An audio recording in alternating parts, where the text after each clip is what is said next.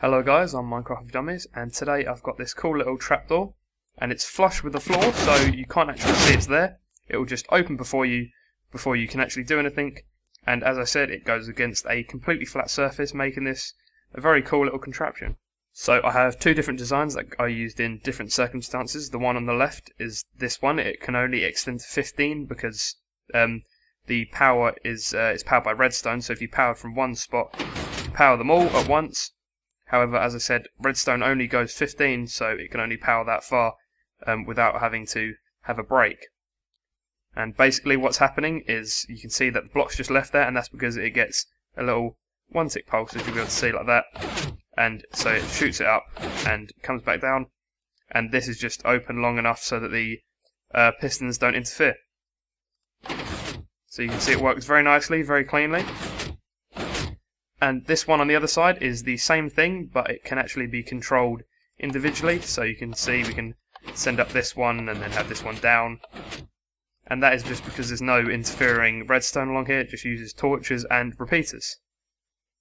But effectively it uses the same mechanism of getting the one-tick pulse. So I'm going to demonstrate the one-tick pulse now. Basically how it works is, first off, these two pistons push it across, and then this torch powers this piston because it's directly there.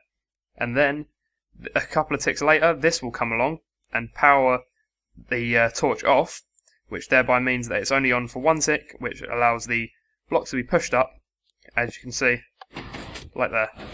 Now if you want to power these ones on the right, you're obviously going to have to use repeaters going into the back of them, because otherwise it won't be tileable. But yeah, just bear that in mind, because that's why this one's a little bit less practical, because you need the repeaters coming out the back, whereas this one you don't actually need it, you just need the line along here like this. However, as I said, this one, they all go off at once, whereas this one you can control them individually. So it's incredibly simple to build the design with redstone in. And so you're going to start off by having your floor point, and just for reference sake, this is going to be it. Then you want to go along two, and then you're going to put your piston underneath that block at the end, and then another one there. Then you're going to put one block of piston like that, and then you can just remove these two blocks, but that will be where the floor is, and you can see that this will then get pushed along and go and grab this block here. So now you want to actually do the wiring, so you're going to start by putting two blocks backwards there.